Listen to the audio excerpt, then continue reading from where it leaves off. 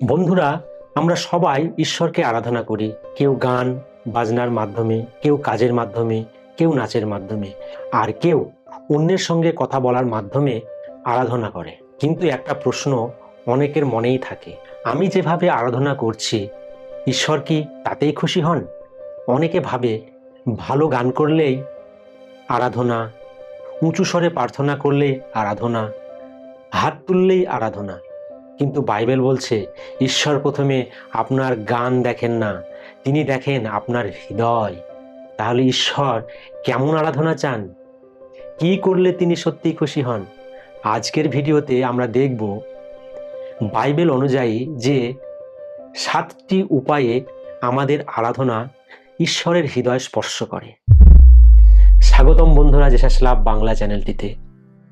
এখানে আমরা ঈশ্বরের বাক্যকে সহজভাবে আমাদের জীবনের সঙ্গে মিলিয়েই বুঝি, যাতে শুধু শোনা নয়, সত্যি সত্যি আরাধক হতে পারি। তাহলে চলুন শুরু করি। প্রথম পয়েন্ট, ঈশ্বর খুশি হন সৎ হৃদয়ের আরাধনায়। ঈশ্বর ভান হৃদয় পছন্দ করেন না। বাইবেল বলে গীত সংহিতা 51:17 ঈশ্বরের গ্রাহ্য বলি ভগ্ন আত্মা। হে ঈশ্বর, তুমি ভগ্ন ও চূর্ণ অন্তঃকরণ তুচ্ছ করিবে না। আপনি ভালো গাইতে না পারলেও সমস্যা নেই, ঈশ্বর আপনার কণ্ঠ নয়, আপনার সততা শোনেন। দ্বিতীয় পয়েন্ট, ঈশ্বর খুশি হন কৃতজ্ঞতার আরাধনায়। কৃতজ্ঞতা আরাধনার শুরু গীত সংহিতা 100:4 লেখা আছে, তোমরা স্তব সহকারে তাহার দ্বারে প্রবেশ করো, প্রশংসা সহকারে তাহার প্রাঙ্গণে প্রবেশ করো। তাহার স্তব করো, তাহার নামের ধন্যবাদ করো। কখনো কখনো আমাদের জীবন ভাঙা থাকে, তবুও যখন আমরা বলি ধন্যবাদ প্রভু, তুমি আমার সাথে আছো, সেই মুহূর্তে স্বর্গে আনন্দ ভরে যায়। তৃতীয় পয়েন্ট, ঈশ্বর খুশি হন যখন আমাদের জীবন তাকে সম্মান করে। আরাধনা শুধু গান নয়, জীবনযাপনও আরাধনা। রোমীয় 12:1 লেখা আছে, হে ভাতৃগণ, ঈশ্বরের নানা করুণার অনুরোধে আমি তোমাদিওকে বিনতি করিতেছি, তোমরা আপন আপন দেহকে জীবিত পবিত্র ঈশ্বরের প্রীতিজনক বলিরূপে উৎসর্গ করো, ইহাই তোমাদের চিত্ত সঙ্গত আরাধনা। আপনি যেভাবে কথা বলেন, যেভাবে আচরণ করেন, যেভাবে ক্ষমা করেন, সবই আরাধনা। চতুর্থ পয়েন্ট, ঈশ্বর খুশি হন আত্মসমর্পণে।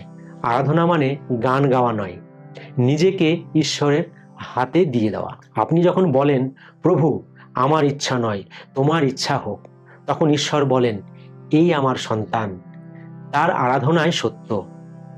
পঞ্চম পয়েন্ট, ঈশ্বর খুশি হন বিশ্বাসের আরাধনায়। যখন চারিদিক অন্ধকার তবু আপনি গান করেন প্রভু তুমি বিশ্বস্ত, এই আরাধনায় স্বর্গকে নড়িয়ে দেয়।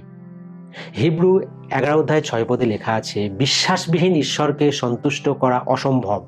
ষষ্ঠ পয়েন্ট, ঈশ্বর খুশি হন আনুগত্যের আরাধনায়। আপনি যতই গান করুন, যদি ঈশ্বরের কথায় না চলেন, আরাধনা অসম্পূর্ণ। যিশু বলেছেন যোহন লিখিত সুসমাচার 14:15, যদি তুমি আমাকে ভালোবাসো আমার আজ্ঞা পালন করো। সপ্তম পয়েন্ট, ঈশ্বর খুশি হন নম্র হৃদয়ের আরাধনায়। ঈশ্বর অহংকার সহ্য করেন না। যাকব 4:6 লেখা আছে, ঈশ্বর নম্রদের অনুগ্রহ দেন, অহংকারগণকে নষ্ট করে। বন্ধুরা, ঈশ্বরের কাছে আপনার আরাধনা কণ্ঠ, হারমোনি, সুরে নয়, হৃদয়ে মূল্য পায়। আপনি যদি সত্যভাবে তার সামনে আসেন, ঈশ্বর খুশি হন, আর আপনার আরাধনা স্বর্গের সিংহাসনে পৌঁছে যায়। যদি আজকের বার্তাটি আপনাকে ছুঁয়ে যায়, লাইক করুন, শেয়ার করুন আর কমেন্ট করে জানান আপনি কিভাবে আরাধনা করেন। আর অবশ্যই সাবস্ক্রাইব করুন জেসাস লাভ বাংলা চ্যানেলটি। ঈশ্বর আপনাকে আশীর্বাদ করুন। আমিন।